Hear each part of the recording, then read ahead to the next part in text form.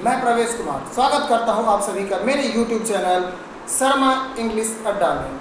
आज मैं आप सभी के लिए लेकर आया हूं इंग्लिश ग्रामर का एक बहुत ही बेहतरीन टॉपिक जिसे हम सब टेंस के नाम से जानते हैं।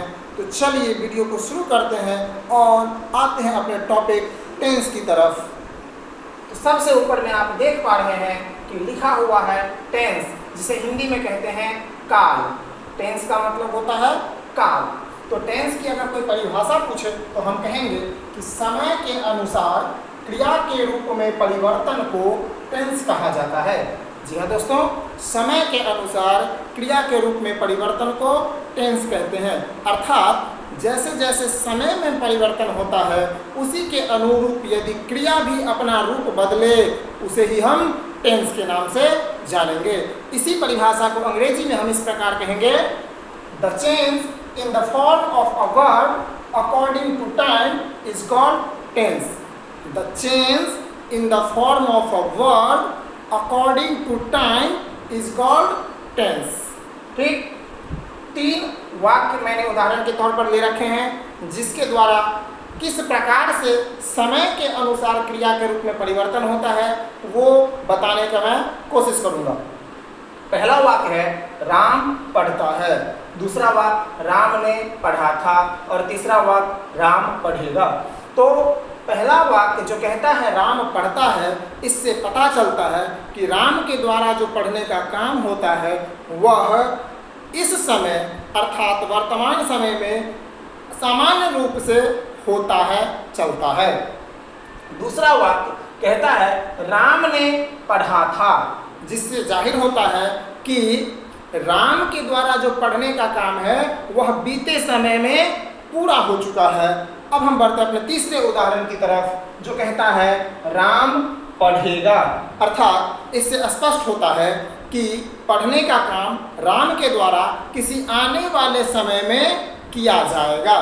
तो हमने देखा इन तीन वाक्यों के द्वारा कि किस प्रकार जैसे जैसे समय बदलता है वैसे वैसे काम भी अपना रूप बदलता है और इसे ही हम टेंस के नाम से जानते हैं। अब हम आगे बढ़ते हैं टेंस के भेद की तरफ। तो अगला हमारा पॉइंट है काइंड्स ऑफ टेंस। तो मैं बता दूं कि टेंस के तीन भेद होते हैं। पहला भेद प्रेजेंट टेंस, जिसे हिंदी में वर्तमान काल के नाम से जानते हैं। दूसरा भेद पास्ट टेंस, इसे हम हिंदी में भूतकाल कहेंगे। और तीसरा भेद है फ्यूचर टेंस, इसे भविष्यत काल के नाम से जाना जाता है। अब बारी बारी से तीनों ही टेंस के बारे में जानकारी प्राप्त करेंगे, लेकिन सबसे पहले चलते हैं प्रेजेंट टेंस अर्थात वर्तमान काल की तरफ। तो हमारा टॉपिक है प्रेजेंट टेंस। इसकी परिभाषा मैं बता दूं कि वर्तमान समय के अनुसार क्रिया के रूप में परिवर्तन को प्रेजेंट टेंस कहते हैं। अर्थात जब वर्तमान समय चल रहा हो, वर्तमान का मतलब होता है अभी जो समय चलता है, चल रहा है वो समय, और अभी चल रहे समय के अनुसार क्रिया के रूप में जो बदलाव आता है उसे हम प्रेजेंट टेंस के नाम से जानेंगे। अंग्रेजी में इसी परिभाषा को कहेंगे the change in the form of a word according to present time is called present tense. The change in the form of a word according to present time is called present tense.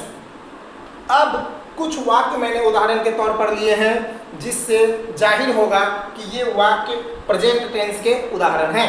पहला वाक्य है मैं खेलता हूँ। तो मैं खेलता हूँ कहने से पता चलता है कि मेरे द्वारा खेलने का काम अभी वर्तमान समय में समान रूप से होता है। दूसरा उदाहरण है तुम पढ़ रहे हो।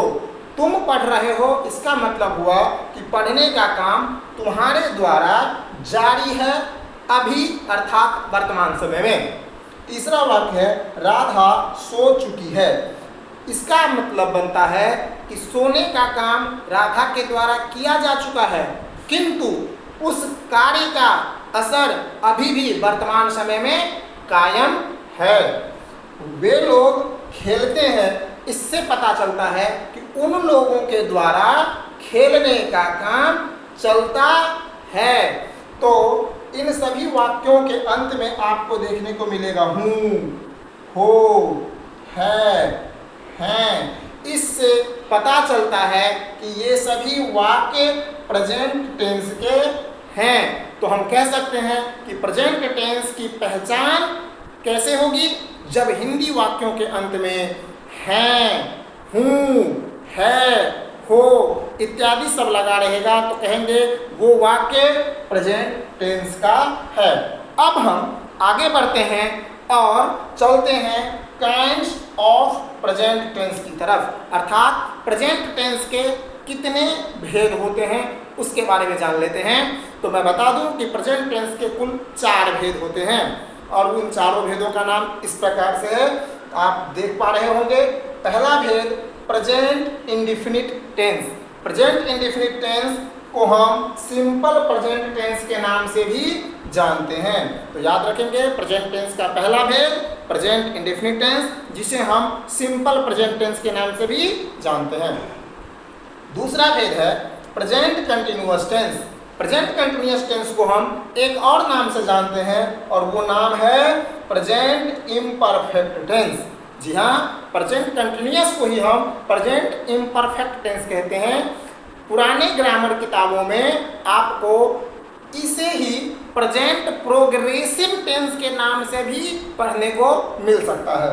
तीसरा भेद है प्रेजेंट परफेक्ट टेंस। तीसरा भेद प्रेजेंट परफेक्ट टेंस।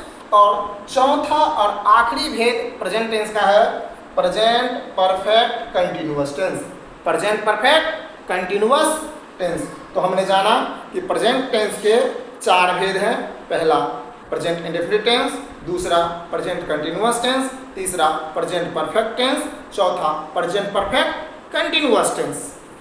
अभी हमने सिर्फ प्रेजेंट टेंस के 4 भेदों के नाम से ही परिचित हुए हैं। आगे की क्लास में हम जानेंगे इसके बारे में डिटेल जानकारी। लेकिन मैं बता दूं कि मैंने अपनी तरफ से बहुत ही आसान तरीके से, सरल तरीके से प्रयास किया है टेंस को पढ़ाने का। वही टेंस चैप्टर जो ग्रामर की जान मानी जाती है। टेंस के बिना मैं दावे के साथ कह सकता हूँ कि बच्चे न तो वॉइस समझ पाएंगे, न नरेशन समझ पाएंगे। और टेंस का नाम सुनते ही बच्चों को टेंशन होने लगती है, तो घबराने की ज़रूरत अब बिल्कुल नहीं है, क्योंकि आपको शर्मा इंग्लिश अड्डा पर प्रवेश सर के द्वारा इंग्लिश ग्रामर बहुत ही सरल तरीके से पढ़ाया जाएगा। तो इसी तरह की और इंग्लिश की जानकारियों के लिए बने रहिए हमारे साथ, हमारे YouTube चैनल शर्मा इंग्लिश अड्डा पर। धन्यवाद।